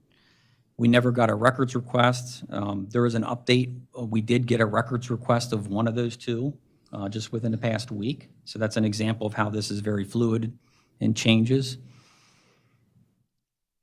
No elementary students have been reported missing since the start of the school year. And we're not actively working with any parents of any elementary students that were W50'd. So can I interrupt? Because it looks like that's going to be kind of the theme all the way across. So in that last column, it seems like those would be the students of concern, still working with the family, which includes student refusals. Could you explain what you mean by that? Yeah, so that on the previous slide where it listed the different types of way that we try to provide outreach to the students and the parents to try to get them re-enrolled in school. We have what is 46 students that we're actively working with. In other words, we have contact with them. You know where they are. Yes. 38 of them are high school students. And our staff, whether it's the PPWs, assistant principals that have relationships with the youth, pupil personnel workers, are consistent with their outreach to try to figure out what we can do differently on our end to support them with re-enrollment in school. Because, looking back at reflecting on some of the public comment we've had at business meetings, there was one parent in particular that was worried about students who we don't know where they are. And so when we say that they've moved out of state or they've moved out of the county or wherever, we're just going based on what the parent has said, but just hoping that that is accurate, which I don't think we necessarily have any reason to believe it wouldn't be accurate. But it sounds to me like we're saying that we know where all these students are, or at least know that they're safe, but there were pretty specific concerns, it sounded like, where specific students may have been known that they weren't safe. Could you speak to that at all? Yeah, and I'll clarify the 46 count. There may be students within that 46 that we've not been able to get hold of the parent. The majority we have been able to get in contact with the parent and continue to have conversations with the parent and the student about re-engaging with school, if they're still indeed living within our county. So like if we're going and doing, and I think this is what that concern was from the parent, if we're going to go and do a well check, for example, and we go and, we haven't been able to reach the parent by phone, student hasn't been there for more than 10 consecutive days, and we go and knock on the door, do a well check with the resource officer, and no one answers, what do? Do we just drop it and say, oh, well, we tried and that's it? Or because that to me would be a concern if we're doing a well check and we haven't confirmed that there's wellness. Does that make sense? Yeah, so there are times where we make multiple home visits. to a house. And if our staff, if there's something that they witness at the house that causes alarm, that there might be any abuse or neglect, then they certainly would report that to DSS. But we would have to witness something in order to make that report. But we don't make simply one, it's not one home visit, student absent for 11 days, we're going to make a decision to W50. Right. Typically, that. the volume of outreach and intervention is pretty detailed and intensive before we would move to withdrawing a student with a W50 code. So again, when we do, assuming we do multiple wellness checks then, what do we do when there's no response, when we still don't know? Because that, quite frankly, is something I never thought of. I'm happy this parent brought it up. Even if it is, out of a county of, what do we have, 22,000 students, and 46 of them, most of them we might know, even if it's just one of those 46 students, we don't know where it is, and we say, well, we tried and that's it. Best of luck to the kid. That doesn't seem like we're doing everything. Like, do we report that to anyone else? What do we do? Well, I mean, that is certainly one reason why we have law enforcement with us. They may have actions that they have to take on their part based upon their visit, and there may be something that they are required to do on their end. But we don't know. I don't know exactly what they're required to do when a well visit yields there's no one there. But So moving forward, then, sometimes what these will home we do? visits, it's a vacated residence. So there's not going to be Exactly. anyone that answers the door. Right. And so I'm not saying that, hopefully the kid is okay. Maybe they would legitimately moved away and, all is well. And, father hit some oil well out in Texas and is living with the landman somewhere. Who knows? But if we don't know, how can we, I guess my question is, what are we going to do moving forward? And I think the answer is that what you're talking about legitimizes the concern that was brought to the public meeting previously. So I think it's something that we still need to have some conversations about to make sure that we're exhausting all of our efforts that we're legally responsible to on our school system end. So who will we have the conversations with? I think it would start with law enforcement, but also maybe the Department of Social Services, just to make sure that we're, documenting all of our efforts and that we're, complying at least with what we're legally responsible to, but then, they can decide for their own agency whether or not there's anything that they need to do on their end as far as follow-up. What can we do as a board to facilitate that?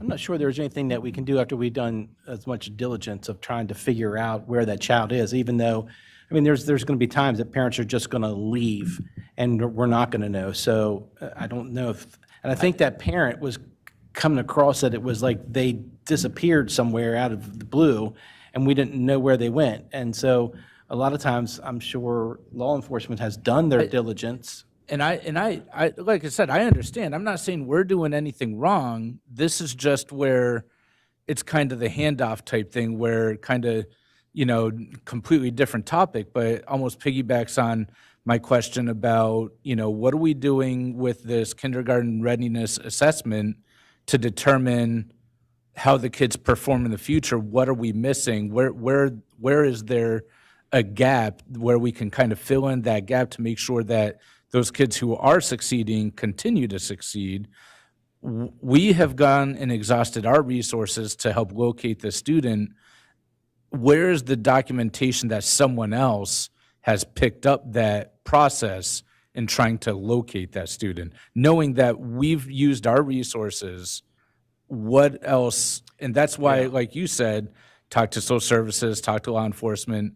How can we help facilitate those conversations? I think as a board, as an elected board, you could consider supporting an act of legislation that would clearly identify responsibilities of different agencies when this circumstance occurs.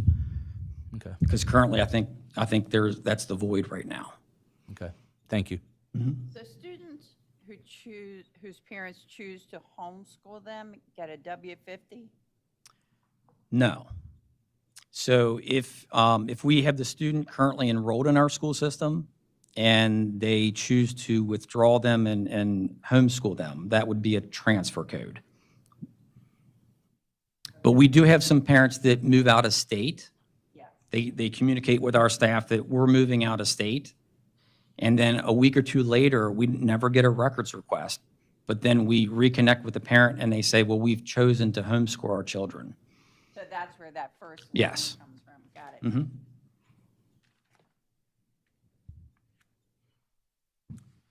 it. Any other questions? Awesome. Well, thank you very much. We appreciate the data, and we'll move forward from there. Thank you. Thank you. That concludes our agenda. Does anyone else have anything for the good of the order before we head over into closed session? All right. Well, I hope everyone has a great week, and we'll see y'all in 2.